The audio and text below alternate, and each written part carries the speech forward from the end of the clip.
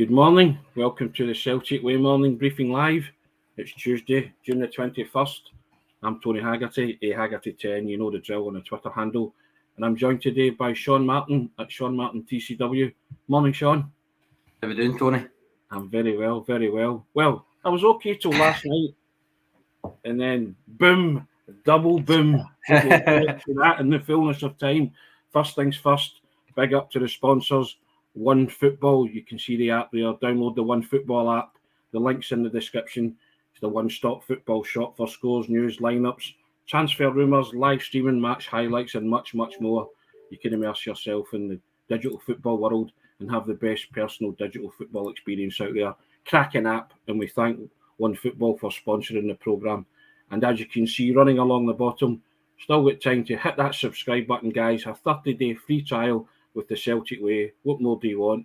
You can read myself and Sean ranting about the leather belts, as they say, Sean. If you hit that subscribe button, www.celticway.co.uk/subscribe. And for those of you who are asking what the leather belt says, that's the Celts, just in case I had to explain that there. That's what to do. www.celticway.co.uk/subscribe. Now, Sean, it's all going rather swimmingly well. Things were ticking along, the inching with Daily Jota and all that. Yes. Last night, boom, two things happened. A reliable and trusted source of Celtic information from the social media sphere, Fabrizio Romano, annoyed everybody by saying Josip Juranovic is going to leave Celtic, despite the player declaring that he's really happy, saying there was interest from the Premier League, and social media, Twitter, Facebook, you name it, YouTube, all went into meltdown about this can't happen. Now, Sean, it's fair enough. The guy's got a decent track record. I usually wait till things are firmed up in concrete, but it was just a bolt from the blue, wasn't it? In terms of Juranovic saying that, and he seemed kind of, it was all emphatic and then vague. He said he was going to leave, but there was no clubs credited with an interest. It was just that vague. He's been looked at by English Premiership clubs or English Premier League clubs. Now, Sean, I would be pretty surprised if there weren't English Premier League clubs looking at some Celtic assets right now. So I don't think that's new information to me. The new information to everybody was that Juranovic is leaving, or supposedly leaving. Yeah. Your thoughts? He said I expected to leave. That's well, first of all, right, where to start with this one, because there's several things I would say. Despite a couple of comments, the source is reputable. Like, you almost don't get a more reputable transfer source in world football than Fabrizio Romano. So I don't really buy the kind of almost as part of the kind of panic merchantism. Oh no, you can't believe him, that kind of thing, because they don't like what's been said. But that said as well, no clubs have been specified in the tweet, which means it could very well be an agent-based story. Nonetheless, I think, given the source is reputable, we treat it properly. It's not just a Twitter rumour, that kind of thing. So I think probably the best way for me to do this, Tony, is to start with a few individual statements. And I think they're all true, but we can take it from there, see what you think, right? So for me, Juranovic is Celtic's first choice right back. Juranovic is an established international starter. Juranovic is about to turn 27. Juranovic is yet to truly reach his best level at Celtic. And Juranovic has 4 seasons left on his contract. Do you disagree with any of those? No, I don't. Not one of them? Not one of them. Good. I thought you might disagree with the not reached his level yet. But with all those being true, it kind of, if you're going to treat this as a proper discussion of not does he want to leave, because we don't know if he wants to leave, but if he were to leave, what would be the kind of price that Celtic look for, that kind of thing. It's a wee bit, those statements are kind of a wee bit counterbalance each other, I think. Now, I've seen Jeremy Frimpong's name getting mentioned in this, because obviously he was a Celtic right back that went for good money fairly recently. Approximately 12 million, including add-ons, I think. So there's a basis for some comparison there with me, but not probably as much as people think. Now, they are both right backs. They are both undoubtedly talented players, and they were both are kind of playing a lot for a massive club. But the key factor in the Frimpong deal wasn't that. It was this kind of sweet combination of age and potential. And Juranovic is neither of those, really. When you think about it, he is likely already the player he'll ever be, given he's about to turn 27. And that's not, to me, that's not an age that clubs tend to pay over the odds for what someone could become at. I don't know what you think of that statement. Is that something you therefore then don't agree with? But no, not at all. I'm following your logic. Yeah, I mean, people are quoting 15 million, 20 million, 30 million. He's only going to be worth how much someone's willing to pay for him, and how much Celtic believe he's worth, and they think is a fair price for him. So I'm pluck any figure out there. It doesn't really matter. And also as well, it's clubs are looking at him. Nobody's come in with an offer to get Celtic round the table. Not yet. No. So this is a bona fide source. I get all that, but nothing. No club has said we are offering X amount of millions for Josip Juranovic. The player himself has stated that he's really happy. I read just before I came on a source from Croatia saying, a journalistic source saying he is really happy at Celtic. Will he be leaving to go to the Premier League right now? No, was his emphatic answer. So it's kind of, who do you believe in terms of these kind of things? So everything, it's like the silly season, as we said, speculation is going to run rife. Clubs will be looking at Celtic players because they did so well under Ange last season. But I always try and read between the lines in these things. And my thought process is that Ange Postecoglou said himself he wants to build a beautiful house. Why would you sell part of the foundations of that beautiful house? He's also said he doesn't want to make people stay that don't want to be here. So I suppose if it does become a concrete offer from anybody, then that's the question that you ask. I mean, David Bradley's made the point here that if there is someone interested and he's got a chance of trebling his wages, you've ultimately at that point not really got much of a chance. And I'd agree with that, but that goes for everybody. That said, we've spoke before, that's not everybody's motivating factor either. And also, is the player agitating for a move? Don't know. There's only two people that can kind of nail this right now. One's the manager and two is the player. Yeah, you go based on, when it comes to the Juranovic the personal factor, you just go on what he's actually said, and what he's actually said, which is before this, obviously, it was at the end of the season, is that he's happy at Celtic, won the league in Poland, then came and won it in Glasgow as well. And that if anything happens, it's not really up to him, that kind of thing. And you can take that last part any way you want. But given that there's no club mentioned, right now that's the reason I would say not to get too worked up one way or the other over it. But I mean, to treat it as the kind of the discussion of what is his worth then, which is essentially what the discussion becomes when there's not a club interested, and it's not is he leaving or is he not. It's really what is he worth.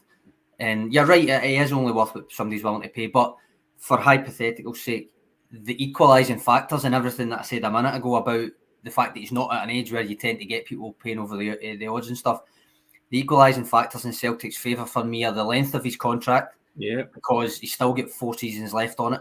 If I remember right, Frimpong was about a year and a half into a 4-year deal, so there is quite a disparity there. And on top of that, his international status. He's a starter for one of the better international teams in world football. And what I would say, very cynically maybe, but I don't see why Celtic shouldn't take this approach. If it happens to be that it is an English Premier League club that are interested, then in my view, Celtic absolutely, categorically should do what clubs on the continent do and essentially apply an English Premier League tax. So add on at least a couple of million for that reason alone. Slap a huge transfer fee on him. And if you want it, that's what you're going to have to pay to get him. Pete McGee's comments that this new league was intended to create paranoia amongst the support and by the extension of the squad, and it seems to be working. Time for everyone to relax and trust Ange and the process calm down. I tell you also where I am in this, Sean, and this people might see it, but my thoughts are that we kind of entered a new regime with the new board, Peter Law leaving and the manager coming in. And I know the business model requires a player to be sold to balance books et al. But I think we've got a chance here. We've got a real manager who wants to achieve something and achieve something big. Can that trend not be bucked just whilst Ange's here? Unless it's necessity that people are saying, are they going to spend 25 million and not sell a player? No, because Jota and Karavickers cost the best part of 12.5, and others coming in, and then they're saying to offset that they're going to have to sell someone. Celtic have done that for the best part of 5 years. Why not just keep everybody together for 2 or 3 years if you can, and then have a look at it? Because this is a manager that wants to take you to another level, at the next level. And you can't keep talking about taking Celtic to any next level if you're going to sell off your best players, especially after a year with Juranovic. If we're having this discussion this time next year, then I would have said fair enough if the club have done really well. But try to build something here. You can't keep trying to build something and then dismantle it at the first opportunity. That's just a personal thought, and I just think, and I know Celtic need to sell players. I get that business model, but you have to be ambitious as well. This is a manager that's, he's really ambitious. You have to. My reply to that would be, I don't think it's dismantling it if you sell Josip Juranovic. He only played 20 league games last season. Like, as I say, I don't think that's dismantling it. But I do take your point, but I don't think I think that's overkill to say it would be dismantling it. And also, the trend was bucked. Lest we forget the season that Celtic were going for 10 in terms of not having to sell your stars and stuff. Yeah. So ultimately, I think it depends if someone wants to leave. But there was a difference there, Sean.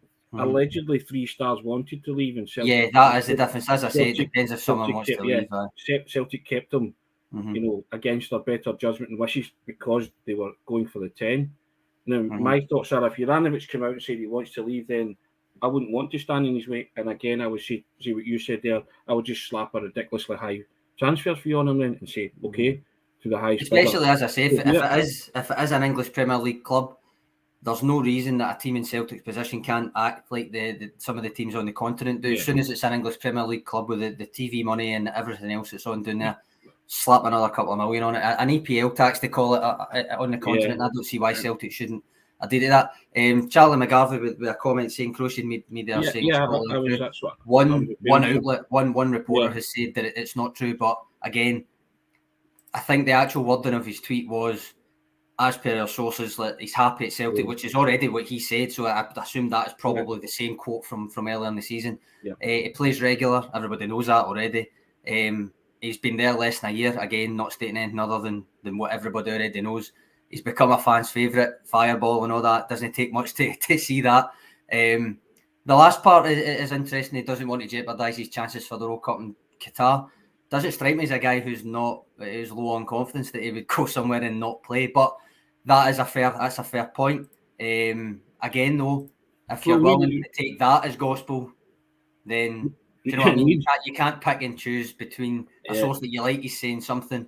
And I don't like what another source is saying, so I'm not going to believe that one. It's kind of reading between the individually. So reading between the lines there, and I'm projecting ahead. January could be another busy time for Celtic, Sean. Yeah. If players are going to stay put till they play in the World Cup, and then after that, Well, Jerry Coyle here saying he thinks he'll leave next summer, so it's just delaying the inevitable, apparently. But Patrick McLaughlin making a good point as an overarching point. Next summer will be worse with speculation, and crucially the last bit, especially if Celtic do as well as Patrick's anticipating. I think that is exactly the place. This time next year we'll be sitting. Next summer, I'm not worried about players next summer. I'm worried about the manager next summer. Well, that's if you've got any compiling list of players that might go out the door, you'd be as well as adding the manager to that list as well. The caveat if Celtic do really well, but okay, maybe the word dismantle was maybe a bit heavy or so, but I just don't see why you're trying to build something that you would start to pick it apart. I don't think the manager works like that in terms of and again he is ahead of the curve. He can see round corners. He maybe has anticipated this, and he'll have somebody lined up. That's fine, but I'm fed up Celtic just saying, okay, it's a good piece of business. Do you know what the best piece of business is? Keeping the players there and actually achieving something. Going into the Champions League, making a fist of it. Or, if they have to drop down to the Europa League, making a fist of that and getting to the latter stages. Yeah. That's sound business to me, because you'll make money off both as well. So why does this have to be and I get the business model, I get that every now and again they have to sell a prize asset, but how can they not keep a core nucleus of players together, especially this one, under Ange, and see where it takes us? It's just my thoughts. No, I do agree with you, but I'm just saying that to me, Juranovic going would not be dismantling the core. Yeah. Okay. Dismantle was maybe the wrong word, but I don't think it would even prompt a kind of mass exodus or anything like that. So I think ultimately, again, this is all caveated with treating it as a kind of respectable rumour, which is all it is now, as a report.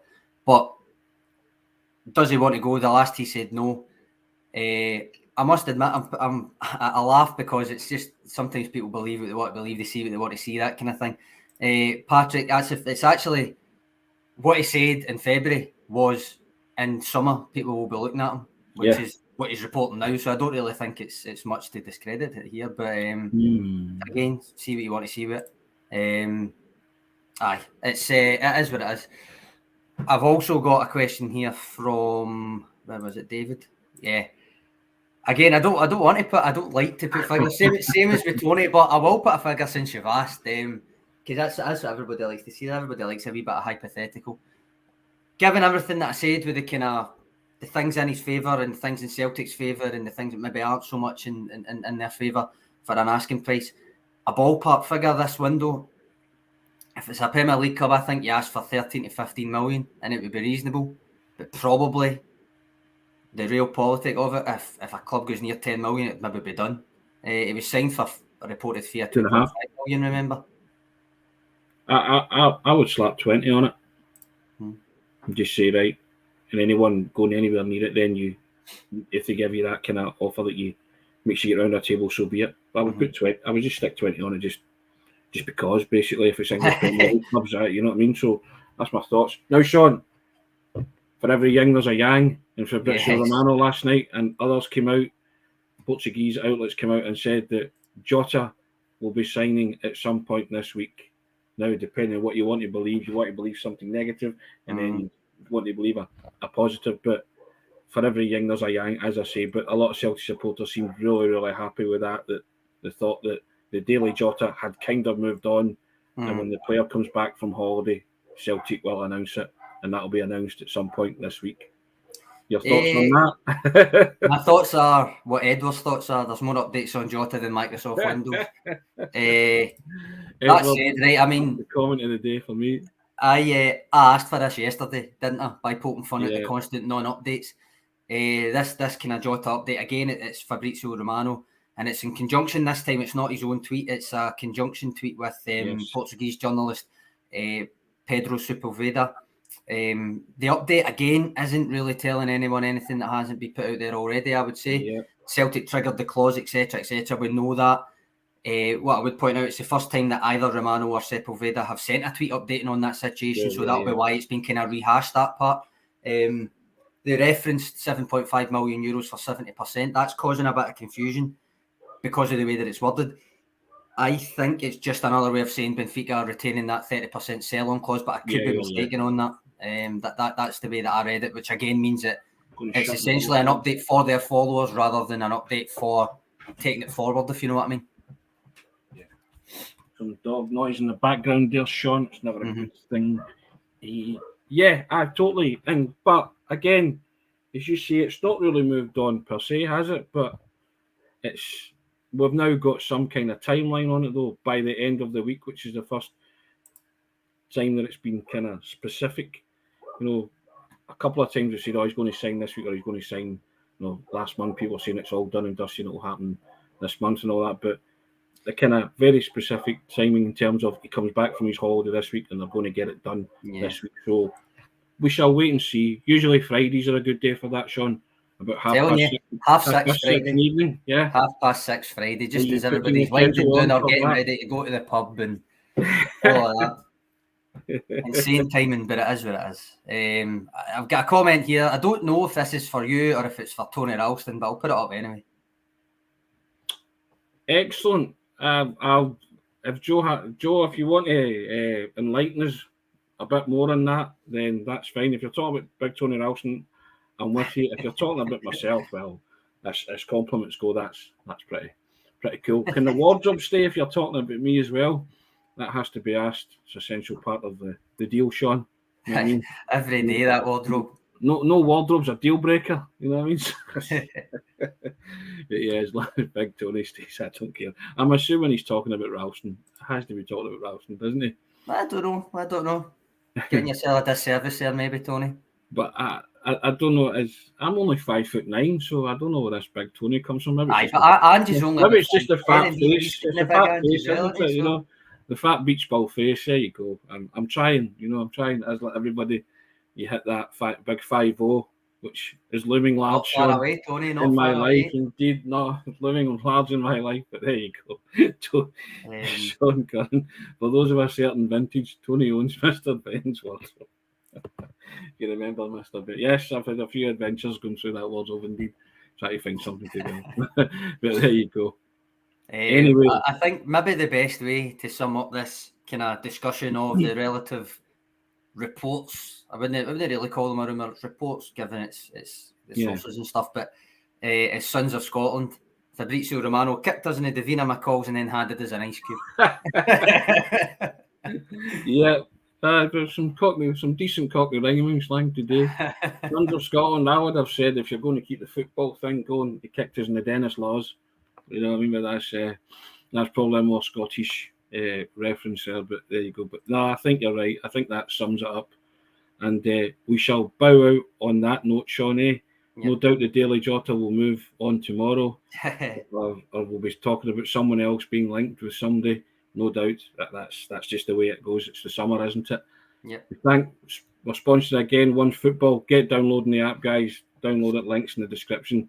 And you know what to do for top quality banter and pods and just talking about Celtic, the club that you love. You can join us www.celticway.co.uk/subscribe. Hit that button. Thanks for your comments, guys. Really enjoyed today. That was really good. I thought it would be a bit more negative considering people were. I thought it might be. In an airplane style, there was a panic that Juranovic was going to leave, but I think everybody's upbeat and we're still. I think the way you can put it, Tony, is most people, especially in our wee kind of community here that we've got in the mornings, most people have their head screwed on. It's not too far one way, too far the other way. It's there's not that much hysteria either way with it. So I think it's almost a safe space to discuss it. We're trusting the process, and we're trusting the manager, and we're trusting the board. We've done it before. We'll see where it goes. Guys, thank you. We shall reconvene tomorrow. You know the drill. Same time, same back channel. Thanks for your comments, and have a lovely Tuesday. Cheers, Tony. Cheers, guys.